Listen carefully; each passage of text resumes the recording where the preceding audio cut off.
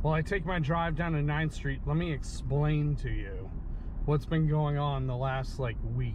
It was the day after Thanksgiving. It was Friday. The wind is blowing 40. Bay looked like the ocean. It was all churned up and nasty. So obviously I couldn't fish. So I go out to fish on Saturday and Sunday. In between those 2 days, I got one bite. Not a landed fish, one bite. So I skipped Monday. I figure I'm not even gonna try anymore. I'll let it kind of die down for a little bit and then see what happens. So Tuesday, I head out to Indian River Inlet. Then I run the regular circuit of all my fishing spots in Ocean City. And so from there, I didn't get anything.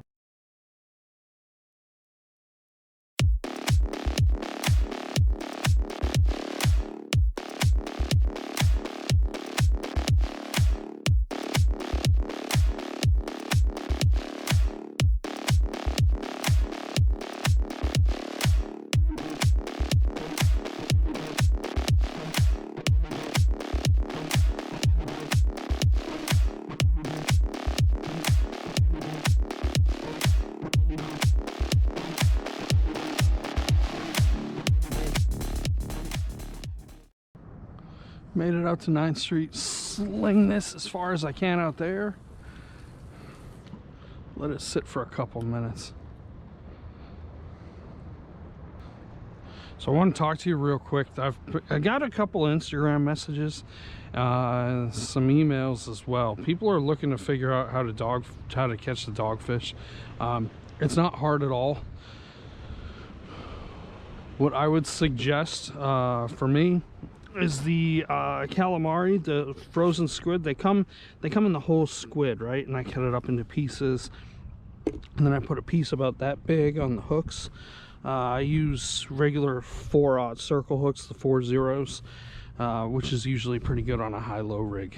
With these fish, they're in the colder water, right? So they come in usually around like October, November, December. They're even here in January too. So if you're even in the spring, there might be a little bit hanging around, just a couple here and there, but for the most part it's more of like a fall winter type of fish. So that's your best bet at catching them. Best thing to do is to find the channels in here and then just heave it out as far as you can into the channels. If you're not familiar with any of the channels, there's a main one that runs from Ocean City, from the bridge, the 50 bridge, and it comes all the way through. You can follow the channel markers, and it comes all the way up over past Harbor Island. So what I do is just from 9th Street, just heave it as far as you can, and that's it. So here we go. We're already getting a bite. Now they're pretty aggressive when it comes to schools. They swim in schools, so if there's one, there's a whole bunch. Now the circle hooks, I prefer those because they'll hook themselves, and sometimes it's harder to tell if they're gonna eat it or tear at it. So I want them to eat it, so the circle hook will help. So see what I mean with the bait? All they do is tear it off. So, and it was hooked on twice too. So what I'll do on this one is I'll try to hook it on 3 times. That's why I prefer the circle hooks, because they'll hook themselves rather than trying to set the hook or any of that stuff, because it's hard to tell if they're tearing at it or if they bit the hook. So I'll put some more on and then I'll send it back out.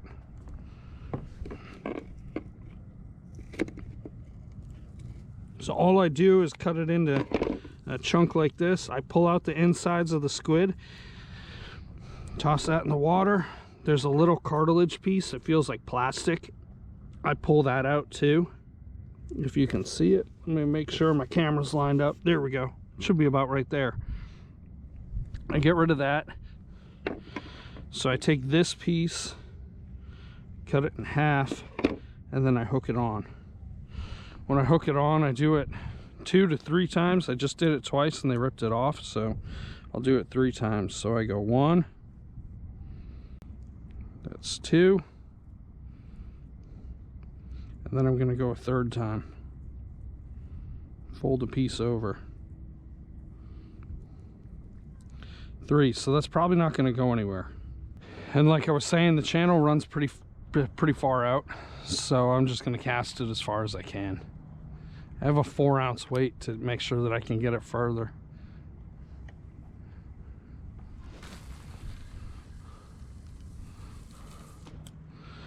Line wise on this one, it's a heavier rod. I have 40-pound braid. It's one of the rods that I use for offshore fishing, so I take it with me for this. Instead of bringing a net, I can just lift the sharks right up and over the rail. It's easier for me.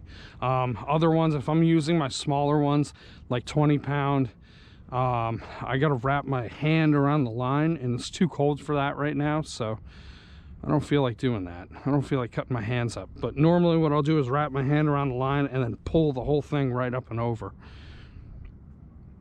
And you'll see me do it on other videos too, so. All right, here we go. Come on, sharks, bite it. All right, first one of the day. I believe it's a male. Spiny dogfish sharks. He's got his chompers in there. Let this guy go. And there he goes. So I still have my same bait. I'm just gonna try to fix it a little bit and send it back out. So pretty much what he did was he practically tore through it. It's like hanging on by a thread, but pull it out and put it back on. You can do the same thing, hook it through 3 times. Seemed to work pretty good.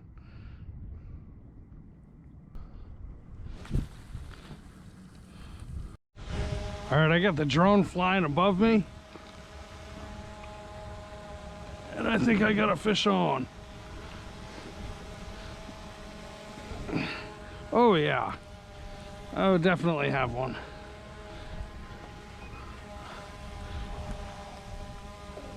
Oh, that's a good one.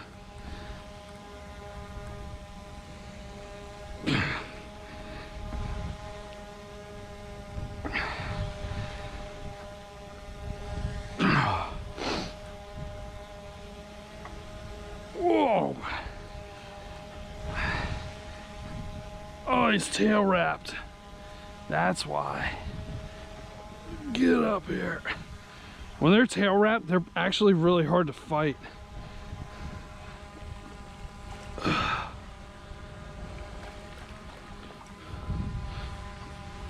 Try to get him up as quickly as I can. Ugh.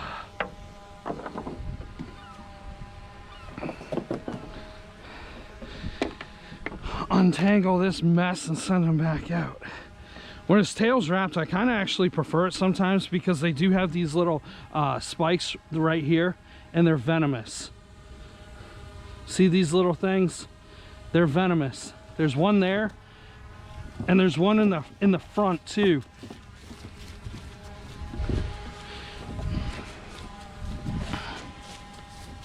I'm gonna grab my line and flip them over. I'm gonna pull the hook out and then try to untangle them as best as I can. If not, I'll have to just start cutting the leader. Look, man, I'm trying to help you. Just trying to help you. Here we go. Show it to the drone.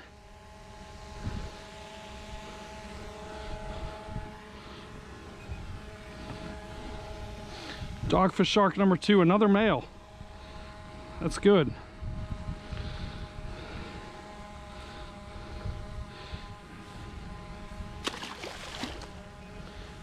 And there he goes. All right, I'm gonna retie this all set up and then I'll send it back out. I'm gonna go put the drone back in the truck. I gotta shed some layers. The 42, it's 42 degrees out. The 42 degrees yesterday was like wind in my face, fingers numb, couldn't feel anything. So I got prepared for that again today. So I'm gonna apologize now for the wind. It's pretty damn cold and pretty windy over here. I know there's no wind, I knew there wasn't gonna be any, but even still, I was like, man, it's gonna be cold out. I'm like sweating right now. I got another layer underneath my little jacket. and a winter hat on. So I'm putting my baseball hat on. I'm taking my layers off underneath this. I should be good. So one thing I don't like about these is they're pretty much like leader destroyers. When they get tail wrapped like that, it's really hard to pull them out. So I just cut it and then I just tie a new one because it's always easier. Yeah, if you're gonna do this, make sure you bring a couple, or at least know how to tie it. I use 50-pound I'll show you exactly what I use. There you go, 50-pound. It's the 0.7. It's the same stuff I use for tautog in thickness. It's my favorite for tautog, but it's a 50-pound test mono, so that's what it is. I get them at Bass Pro. I don't have one near me, so I get them online. It's pretty cheap for that big spool, so easier to tie my own than to keep buying other ones, and these last longer too than the other ones. The other ones are filled with too much metal and then they rust after like one trip, and then yeah, it's just not worth it for me. All right, back in action. Let's send it out.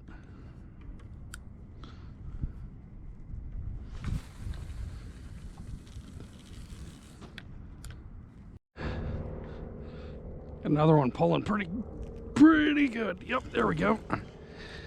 Got another shark on.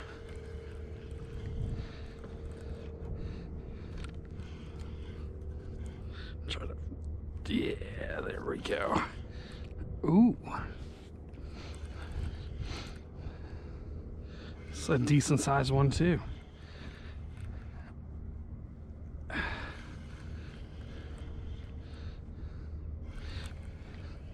I got the drag set pretty tight. I'll loosen it.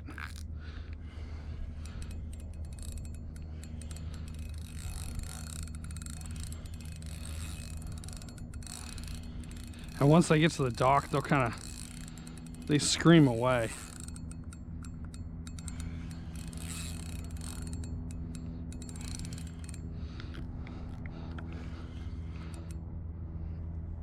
I'll tighten it back down. See, that's a decent one. That's one of the bigger ones that I've caught. That's why I have the 50-pound, so I can get them right up and over. If I had anything lighter, it'll just snap.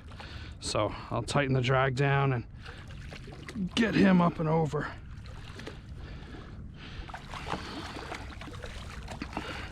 And 1, 2, 3. It's a fat one. And this one is just gonna eat apart my leader again. Get my fish grips.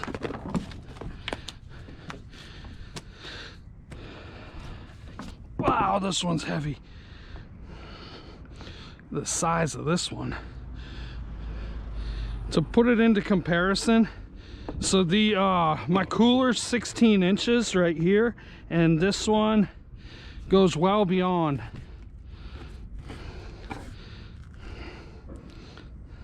See that? Well beyond that. So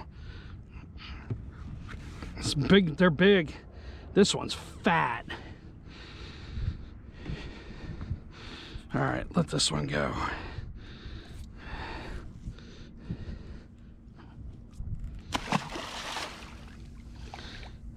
We'll get another one here shortly. These fish bite pretty quick, and normally I should get one every 5 to 10 minutes. If they're really biting, normally like every 2 to 3 minutes. So just depends on the day, but today they're biting pretty good. So all right, wait for another one. Here we go. Get on there.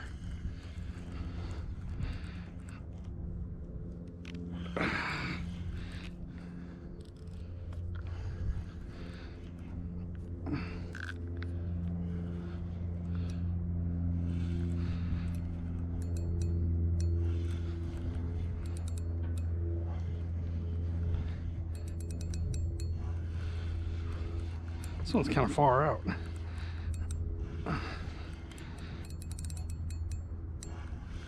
You can see it. Come on, get a little closer. This one's a feisty one. Ah, I gave up. Oh, nope, not yet. Got a crab stuck on the other one. Is this like a twofer catch, I guess? All right, here we go. 1, 2, 3. You can hear him chomping on the plastic. There we go. Shook him right off. All right, here we go. See, number 4 for the day.